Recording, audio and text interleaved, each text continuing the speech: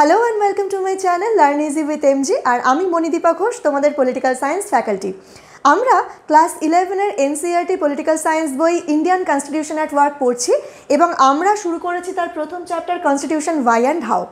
এর আগে আমরা যে ক্লাসগুলো করেছি তাতে আমরা পড়েছি যে কনস্টিটিউশন বলতে বেসিক্যালি আমরা কি বুঝি, একটা কনস্টিটিউশনসের কী কী ফাংশনিং হতে পারে, অর্থাৎ কনস্টিটিউশন কী কী কাজ করে আর কনস্টিটিউশন কোথা থেকে তার অথরিটি পায় বা কোথা থেকে তার অথরিটি গেন করে, এই সমস্ত ফিলোসফিক্যাল এন্ড এই সমস্ত থিওরিটিক্যাল জিনিস আমরা জেনে ফেলেছি।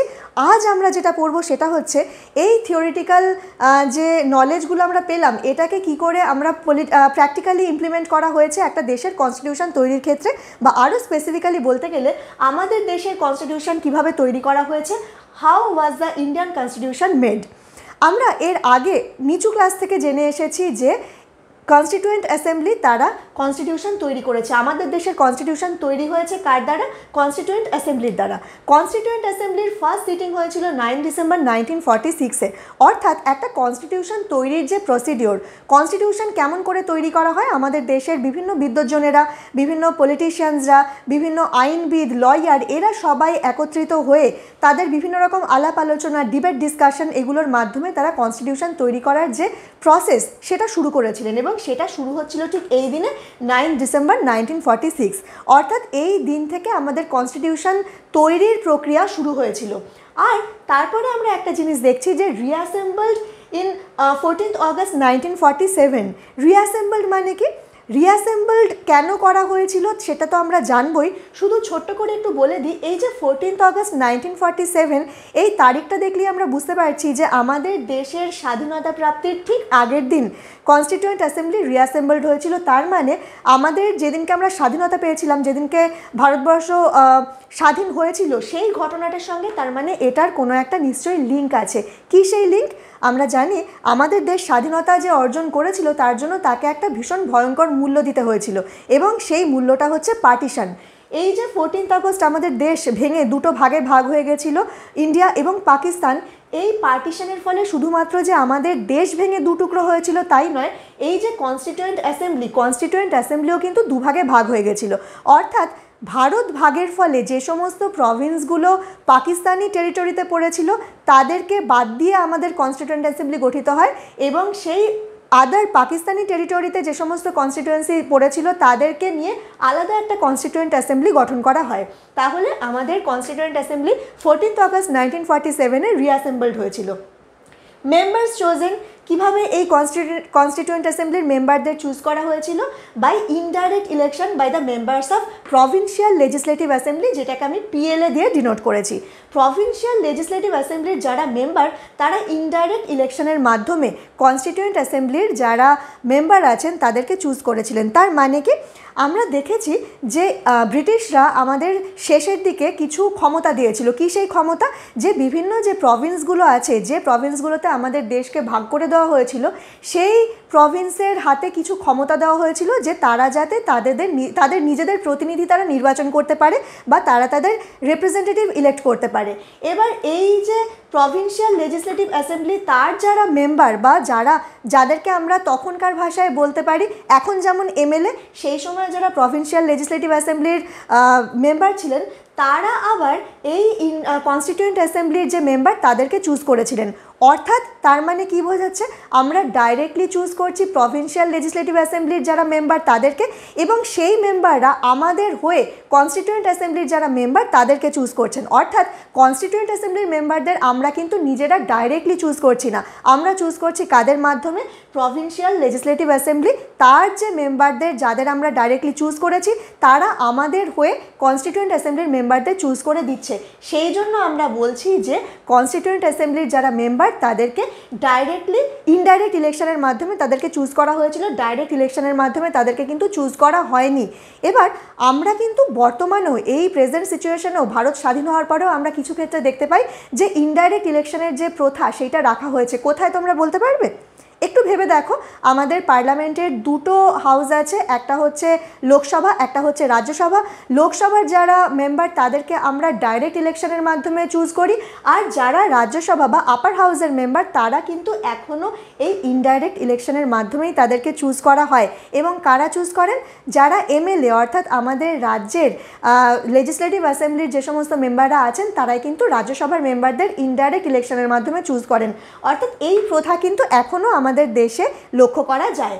তাহলে members chosen by indirect election by the members of the provincial legislative assembly established under the Government of India Act 1935.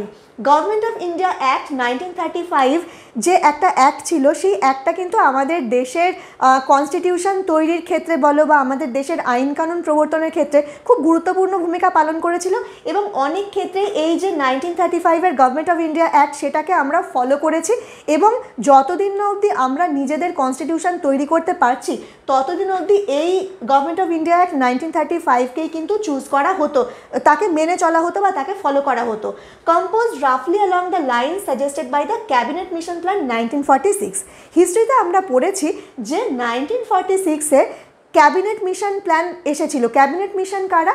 অর্থাৎ ব্রিটেনের যে ক্যাবিনেট তাদের একটা প্রতিনিধি দল আমাদের দেশে এসেছিল।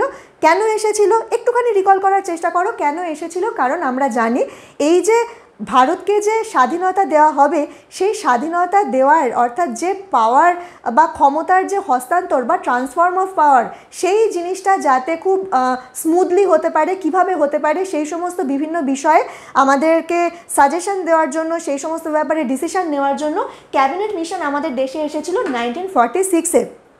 ক্যাবিনেট মিশন এসেই সাজেস্ট করেছিল যে আমাদের একটা কনস্টিটিউয়েন্ট অ্যাসেম্বলি থাকতে হবে, কারণ কনস্টিটিউয়েন্ট অ্যাসেম্বলি যদি গঠন করা না হয় তাহলে আমাদের দেশের কনস্টিটিউশন কে তৈরি করবে। সেই জন্য ক্যাবিনেট মিশন প্ল্যানের মতবাদ অনুযায়ী বা তাদের সাজেশন অনুযায়ী আমাদের কনস্টিটিউয়েন্ট অ্যাসেম্বলি তৈরি করা হয়েছিল। Allotment of seats on the basis of population in the ratio of 1:10 lakhs। এই যে ক্যাবিনেট মিশন প্ল্যান, এরা বলেছিল যে কনস্টিটিউয়েন্ট অ্যাসেম্বলিতে যে মেম্বাররা থাকবেন কত সংখ্যক মেম্বার থাকবে। এটা তো একটা ব্যাপার যে এত বড় একটা দেশের কনস্টিটিউশন তৈরি করা হবে, তাতে কতজন মেম্বার রাখা যুক্তিযুক্ত হতে পারে। তখন ক্যাবিনেট মিশন তারা সাজেশন দিয়েছিল যে প্রতি 10 লক্ষ জনসংখ্যায় একজন করে কনস্টিটিউয়েন্ট অ্যাসেম্বলিতে মেম্বার থাকবে। অর্থাৎ কোনো একটা প্রভিন্সের জনসংখ্যা যদি হয় 50 লাখ, তাহলে এখানে কতজন মেম্বার থাকবে? 5 জন মেম্বার থাকবে। যদি হয় কোনো একটা প্রভিন্সের জনসংখ্যা 1 কোটি, তাহলে সেখানে কত জনসংখ্যা থাকবে, কত মেম্বার থাকবে? মেম্বার থাকবে 10 জন। তাহলে এখানে আমরা দেখতে পাচ্ছি যে ক্যাবিনেট মিশন প্ল্যান অনুযায়ী কনস্টিটিউয়েন্ট অ্যাসেম্বলিতে মেম্বারদের চুজ করা হতো কিসের বেসিসে? On the basis of population in the ratio of 1:10 lakhs। অর্থাৎ প্রতি 10 লক্ষ জনসংখ্যায় একজন করে মেম্বার থাকবে, এইরকম একটা নীতি নেওয়া হয়েছিল। Provinces under direct British rule কতজন? আচ্ছা, এখানে একটা কথা আগে থেকেই বলে দিই আমি। প্রথমে অর্থাৎ পার্টিশনের আগে যখন কনস্টিটিউয়েন্ট অ্যাসেম্বলি তৈরি হয়েছিল তখন তাতে মেম্বার ছিল 389। 389-এর ডিভিশন আমরা কিভাবে করব? 389 আমরা এই জন্যই বললাম যে তখন 3 ধরনের প্রভিন্সেস দেখতে পাওয়া যেত আমাদের দেশে। একটা প্রভিন্স, একরকম প্রভিন্স কারা ছিল? যারা ডাইরেক্ট ব্রিটিশ শাসনে ছিল, অর্থাৎ provinces under direct British rule. সেই রকম প্রভিন্স থেকে কতজন মেম্বারকে চুজ করা হয়েছিল? 292 মেম্বার্সকে চুজ করা হয়েছিল। আর কিছু ছিল যে সমস্ত জায়গায় ব্রিটিশদের রুল ছিল না, যেগুলো দেশীয় রাজাদের দ্বারা সেই সমস্ত রাজ্য পরিচালিত হতো, তাদেরকে আমরা জানি প্রিন্সলি স্টেটস বলে। সেই যে রাজাদের যে সমস্ত রাজত্ব ছিল বা রাজ্য ছিল, সেইখান থেকে 93 জন অর্থাৎ 93 মেম্বার্স তাদেরকে চুজ করা হয়েছিল কনস্টিটিউয়েন্ট অ্যাসেম্বলিতে। এছাড়াও আরও বাকি 4 জন যে মেম্বার তাদেরকে চুজ করা হয়েছিল চিফ কমিশনার প্রভিন্সেস থেকে, যেমন সেরকম একটা প্রভিন্স ছিল দিল্লি। তাহলে এই 3 ধরনের প্রভিন্সেস থেকে আমরা টোটাল যে মেম্বারটা কনস্টিটিউয়েন্ট অ্যাসেম্বলিতে পাই সেটা হচ্ছে 389। বারবার একটা কথা আমি রিপিট করছি, এই যে নাম্বারটা, এই যে 389 মেম্বার্সদের কথা আমরা বলছি, সেটা কবে? সেটা কিন্তু পার্টিশনের আগে এই নাম্বারটা ছিল। তাহলে বিফোর পার্টিশন কনস্টিটিউয়েন্ট অ্যাসেম্বলিতে 389 মেম্বার্স ছিল। তারপরে কি বলছে? Seats were distributed among Sikhs, Muslims and general. অর্থাৎ আমাদের দেশ তো বিভিন্ন রকম ভাষা, বিভিন্ন রকম ধর্মীয় লোকজনকে নিয়ে গঠিত, এবং ভারতবর্ষে রিলিজিয়ান কিন্তু খুব ইম্পর্ট্যান্ট একটা ফ্যাক্টর। সেই জন্য প্রত্যেক রিলিজিয়ানের মানুষ যাতে তাদের রিপ্রেজেন্টেটিভ কনস্টিটিউয়েন্ট অ্যাসেম্বলিতে দেখতে পান, সেই জন্য এই প্রত্যেকটা যে ভারতবাসী তাদেরকে তিনটে ভাগে ভাগ করে দেওয়া হয়েছিল বা রিলিজিয়ানের বেসিসে তাদের তিনটে ডিভিশন করে দেওয়া হয়েছিল। একটা হচ্ছে শিখস, একটা হচ্ছে মুসলিম, আর আরেকটা হচ্ছে জেনারেল। তখন কিন্তু শিখ জনসংখ্যা, মুসলিম জনসংখ্যা ভারতবর্ষে এখনও যথেষ্ট পরিমাণে আছে। এবং এই যে জেনারেল রিলিজিয়ানের মধ্যে কিন্তু হিন্দু এবং হিন্দু ধর্মের বিভিন্ন শাখা প্রশাখাও পড়ে। তাহলে প্রত্যেক এই যে 389 সিটসের কথা আমরা বলছি, এদেরকে ডিস্ট্রিবিউট করা হয়েছিল কোন কোন ধর্মের ভিত্তিতে? শিখ, মুসলিম এবং জেনারেল, যার মধ্যে হিন্দু ধর্ম পড়ে। এই তিনটে ধর্মের মধ্যে এই সিট যাতে ভাগ করে দেওয়া হয় সেই ব্যবস্থা নেওয়া হয়েছিল। তারপর বলছে members of each community in the provincial legislative assembly elected their representatives by proportional representation system with single transferable vote. তাহলে এই যে মেম্বার্স, প্রত্যেকটা কমিউনিটির যে মেম্বাররা, তারা প্রভিন্সিয়াল লেজিসলেটিভ অ্যাসেম্বলি যে ছিল সেখান থেকে তারা তাদের রিপ্রেজেন্টেটিভদের চুজ করেছিল কিসের ভিত্তিতে? প্রপোর্শনাল রিপ্রেজেন্টেশন সিস্টেম আর single transferable vote. Proportional representation system কাকে বলে?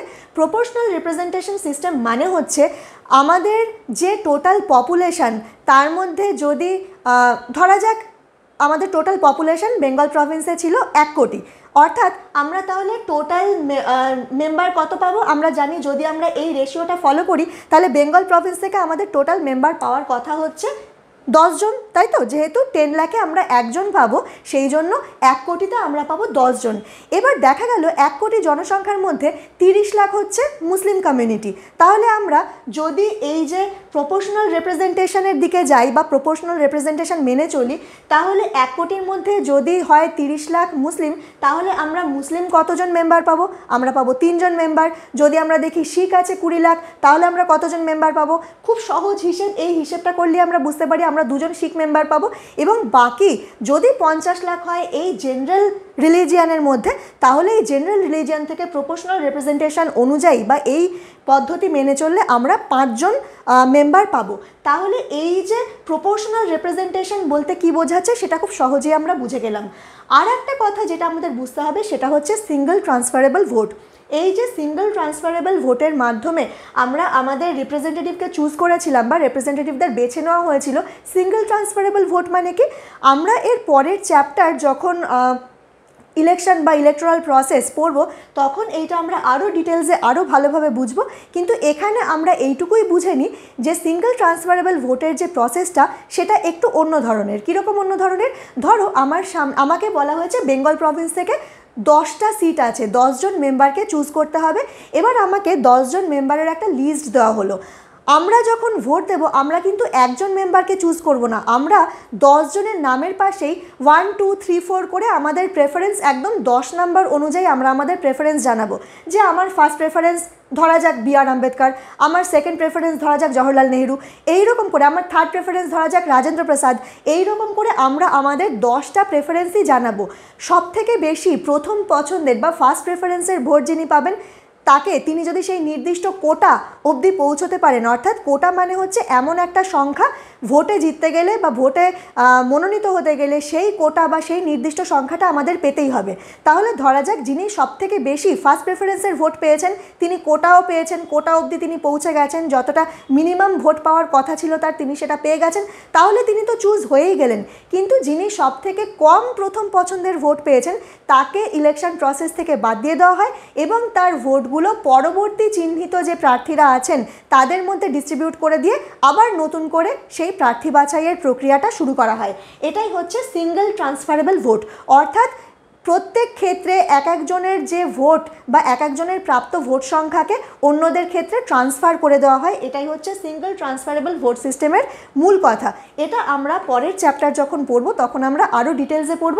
এখন আমাদের যেটুকু মনে রাখা দরকার সেটা হচ্ছে আমাদের ইন্ডিয়ান কনস্টিটিউশন যখন তৈরি হচ্ছিল, কনস্টিটিউয়েন্ট অ্যাসেম্বলিতে যখন আমরা মেম্বার্স ইলেক্ট করছিলাম, এই proportional representation system with single transferable vote এই পদ্ধতিটার মাধ্যমে আমরা তাদেরকে চুজ করেছিলাম।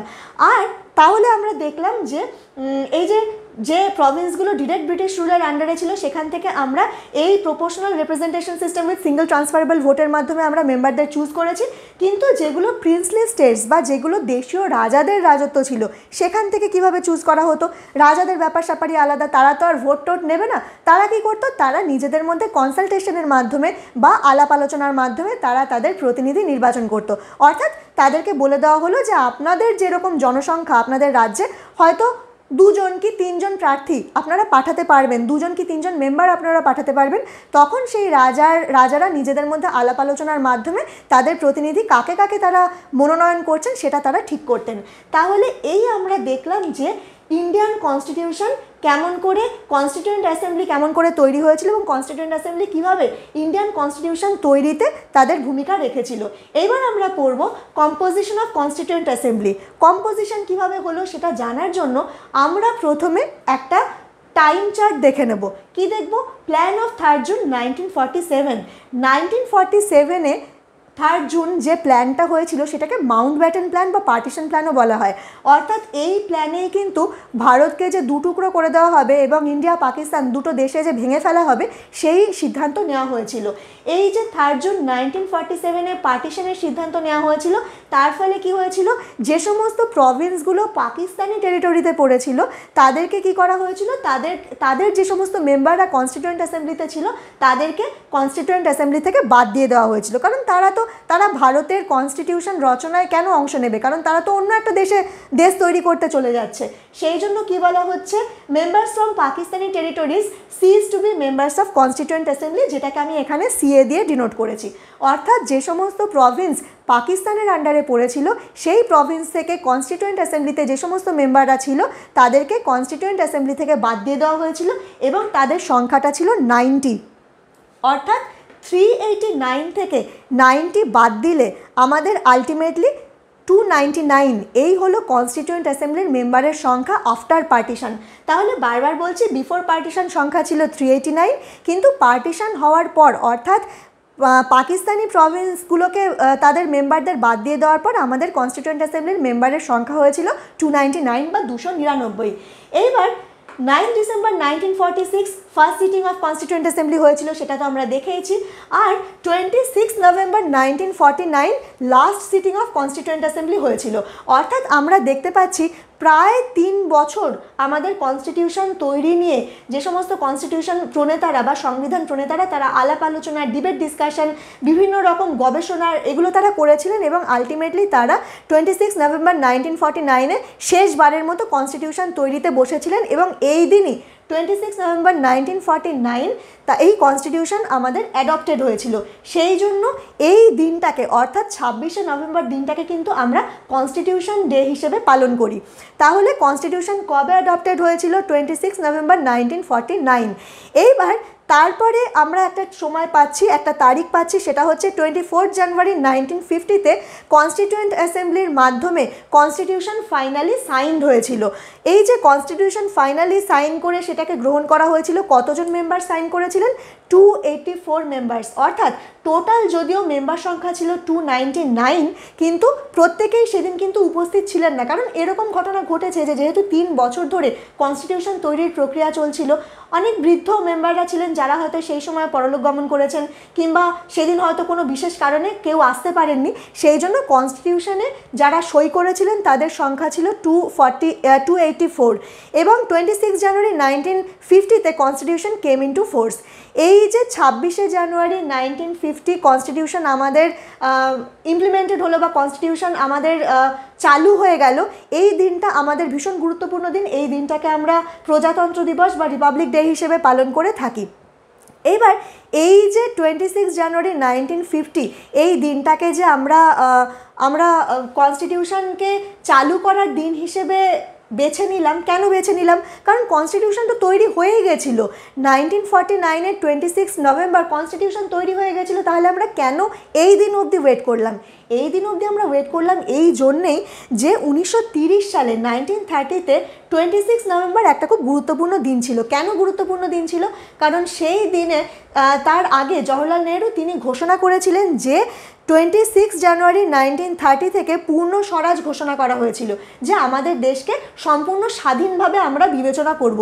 যেহেতু 26শে জানুয়ারি 1930 সালে পূর্ণ স্বরাজ ঘোষণা করা হয়েছিল, এই দিনটার বা এই তারিখটার একটা আলাদা ইম্পর্টেন্স ছিল এবং এই তারিখটাকে মান্যতা দেওয়ার জন্যই কিন্তু ঠিক তার 20 বছর পরে 1950-তে আমরা 26শে জানুয়ারি এই ডেটটাকেই বেছে নেওয়া হয়েছিল কনস্টিটিউশন যে চালু হবে বা কনস্টিটিউশন আমাদের ওপর লাগু হবে সেই দিনটাকে বেছে নেওয়ার জন্য। এইবার 14ই আগস্ট 1947-এ পার্টিশান তো হয়ে গেল। পার্টিশান আমাদের দেশে একটা ভয়ঙ্কর সময় নিয়ে এসেছিল, কারণ সেই সময় হরেন্ডাস ভায়োলেন্স হয়েছিল। এত হিন্দু মুসলিম দাঙ্গা এমনই একটা ভয়ঙ্কর আকার ধারণ করেছিল যে দেশে লক্ষ লক্ষ মানুষের রক্ত ঝরেছিল, বহু প্রাণহানি হয়েছিল এবং সেই সময় পলিটিক্যাল লিডাররা সেই দেশকে শান্ত করার জন্য কংগ্রেস এবং অন্যান্য যে সমস্ত পলিটিক্যাল পার্টির লিডাররা ছিলেন এবং বিশেষ করে গান্ধীজি সর্বশক্তি নিয়ে ঝাঁপিয়ে পড়েছিলেন সারা দেশে কেমন করে এই দাঙ্গা, কেমন করে এই হিংসাকে রোধ করা যায় সেই উদ্দেশ্য নিয়ে। এবার এই যে ভায়োলেন্স হয়েছিল তাতে প্রচুর প্রাণহানি তো হয়েই ছিল, কিন্তু অ্যাকচুয়ালি এই ঘটনাগুলো কিন্তু আমাদের কনস্টিটিউয়েন্ট অ্যাসেম্বলির যে সমস্ত মেম্বাররা ছিলেন তাদের একটা ভীষণ রকম শিক্ষা দিয়ে গেছিলেন বা একটা লেসন দিয়েছিলেন।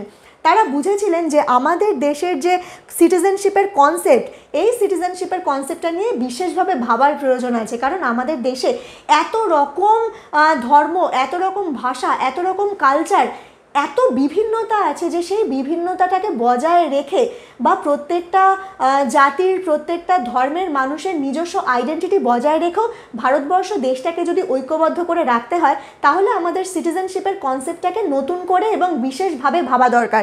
সেই জন্য তারা কী ভেবেছিলেন যে মাইনরিটিদের যে শুধুমাত্র সিকিউর করা প্রয়োজন তাই নয়, but also religious identity would have no bearing on citizenship rights. আমাদের দেশ আমরা জানি একটা সেকুলার কান্ট্রি, ধর্মনিরপেক্ষ দেশ। একটা দেশ, আমাদের দেশটাকে যে ধর্মনিরপেক্ষ বা সেকুলার করার প্রয়োজন আছে এই বোধটা সব থেকে বেশি বুঝিয়ে দিয়ে গেছিলো পার্টিশনের সময় যে প্রচণ্ড ভায়োলেন্স হয়েছিল এবং যে ব্লাডশেড হয়েছিল, সেই ঘটনাগুলোই কিন্তু আমাদের সংবিধান প্রণেতাদের চোখে আঙুল দিয়ে দেখিয়ে দিয়েছিল যে কেন আমাদের সংবিধানে এটা বিশেষ করে ঘোষণা করে দেওয়া দরকার যে India is a secular country. তারপরে কি বলছে ইন্ডিয়ান কনস্টিটিউশন, এই তো আমরা দেখলাম কেমন করে কোন পরিস্থিতিতে ইন্ডিয়ান কনস্টিটিউশন তৈরি হয়েছিল, কিন্তু এখানে আমরা দেখতে পাচ্ছি ইন্ডিয়ান কনস্টিটিউশন কিন্তু রেফারেন্ডামের দ্বারা তৈরি হয়নি। এটা যখন আমরা থিওরিটিক্যাল পার্ট পড়ছিলাম তখনও দেখেছিলাম যে আমাদের দেশে কনস্টিটিউশন তৈরির জন্য কোনো রেফারেন্ডাম বা গণভোট নেওয়া হয়নি, অর্থাৎ দেশের যারা সিটিজেন তারা সরাসরি নিজেদের মতামত দেয়নি, তারা সরাসরি যারা কনস্টিটিউয়েন্ট অ্যাসেম্বলির যারা মেম্বার তাদেরকে নির্বাচন করেনি, অর্থাৎ কোনো রকম জনগণের প্রত্যক্ষ প্রভাব কনস্টিটিউশনের উপর দেখতে পাওয়া যায় না। এটা কিন্তু কনস্টিটিউশন তৈরির ক্ষেত্রে একটা নেগেটিভ অ্যাসপেক্ট বলেই ধরে নেওয়া হয়। আর একটা কি, মেম্বার্স অফ কনস্টিটিউয়েন্ট অ্যাসেম্বলি তারাও কিন্তু ইউনিভার্সাল সাফরেজের দ্বারা, অর্থাৎ যে ভোটিং প্রসেস বা যে নির্বাচন প্রক্রিয়া তার মাধ্যমে তাদেরকে নির্বাচন করা হয়নি, তারা ইনডাইরেক্ট ইলেকশনের মাধ্যমে তাদেরকে চুজ করা হয়েছিল। তাহলে আমরা বলতে পারি যে আমাদের কনস্টিটিউশনের ক্ষেত্রে না রেফারেন্ডাম মেনে চলা হয়েছে, না আমাদের যথাযথ প্রাপ্তবয়স্কের ভোটাধিকারের ব্যাপারটাকে স্বীকৃতি দিয়ে আমাদের কনস্টিটিউয়েন্ট অ্যাসেম্বলির মেম্বারদের চুজ করা হয়েছে। তাহলে আমরা কি বলতে পারি যে আমাদের কনস্টিটিউশনে জনমতের যথাযথ প্রতিফলন ঘটেছে? হ্যাঁ, ঘটেছে। কেন ঘটেছে? আমরা এটা জোর দিয়ে বলতে পারি যে আমাদের কনস্টিটিউশনে সিটিজেনদের অ্যাসপিরেশন, তাদের যে বিভিন্ন দাবি দেওয়া, তাদের ডিমান্ড, সেগুলোর যথাযথ প্রতিফলন ঘটেছে। তার একটাই কারণ হচ্ছে এত কিছুর পরেও আমাদের কনস্টিটিউশন কিন্তু তার রিপ্রেজেন্টেটিভ বা তার প্রতিনিধিত্বমূলক যে ক্যারেক্টার সেটা হারিয়ে ফেলেনি। কারণ আমাদের কনস্টিটিউশন যারা তৈরি করেছেন সেই কনস্টিটিউয়েন্ট অ্যাসেম্বলিতে যে মেম্বাররা ছিলেন সেখানে কিন্তু সমস্ত ধর্মের, সমস্ত জাতির মানুষকে সেখানে স্থান দেওয়া হয়েছিল, যাতে তারা নিজেদের কমিউনিটির, নিজেদের রিলিজিয়ানের মানুষের সুবিধে অসুবিধের কথা তুলে ধরতে পারেন। এবং এই যে ক্যাবিনেট মিশন প্ল্যান যখন ক্যাবিনেট মিশন যখন সাজেস্ট করেছিল যে কনস্টিটিউয়েন্ট অ্যাসেম্বলি কেমন করে গঠন করা হবে, তারা কিন্তু এই ব্যাপারটার উপর জোর দিয়েছিল যাতে সমস্ত জাতি ধর্ম ভাষা ভিত্তিক প্রত্যেকটা কমিউনিটি থেকে প্রত্যেকটা সম্প্রদায় থেকে মানুষেরা তাদের মেম্বারকে কনস্টিটিউয়েন্ট অ্যাসেম্বলিতে দেখতে পারেন। এটা যাতে তাদেরকে নিশ্চিন্ত করে যে হ্যাঁ, আমার মেম্বার কনস্টিটিউয়েন্ট অ্যাসেম্বলিতে আছে, আমার প্রতিনিধি আছে, অতএব তিনি আমার সুবিধা অসুবিধার কথা খেয়াল রাখবেন এবং সেটা কনস্টিটিউশন তৈরির ক্ষেত্রে তুলে ধরবেন। সেই জন্য আমাদের কনস্টিটিউশনের কিন্তু যথেষ্ট একটা রিপ্রেজেন্টেটিভ ক্যারেক্টার আছে। আর আমরা দেখছি যে এই যে কনস্টিটিউয়েন্ট অ্যাসেম্বলি তৈরি করা হয়েছিল, এইখানে 28